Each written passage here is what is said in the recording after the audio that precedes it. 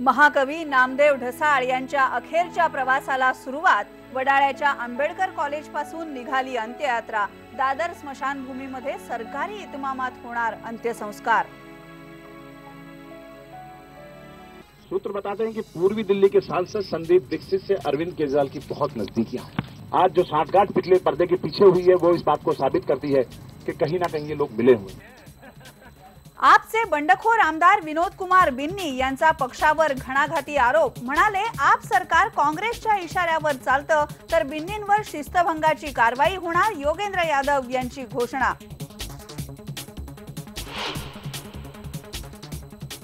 काँग्रेस कार्यकारिणीची आज महत्त्वाची बैठक। राहुल गांधींकडे मोठी जबाबदारी सोपवली जाण्याची शक्यता, तर भाजप कार्यकारिणीचीही आजच बैठक।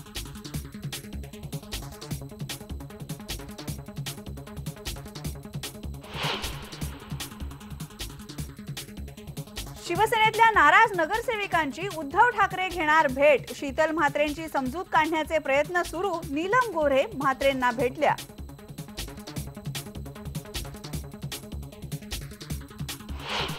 पात्र हा वेगळा प्रश्न, पण जर तुम्ही तिथे बसला तर तुम्हाला ते सांभाळता येते की नाही हा मोठा प्रश्न आहे। जर तुम्ही एवढं विद्यापीठ जर तुम्ही सांभाळू नाही शकत तर तुम्ही चालते व्हा, तिथे तुमची गरज नाही आम्हाला।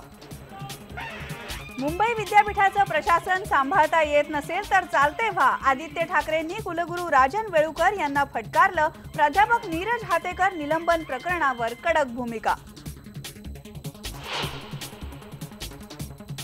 केंद्रीय मंत्री शशी थरूर पुन्हा सापडले वादात। पाकिस्तानी पत्रकार मेहर तरार शशी यांच्या प्रेमात असल्याचा सुनंदा पुष्कर यांचा आरोप, तर हा निरर्थक वाद असल्याची थरूर यांचा दावा।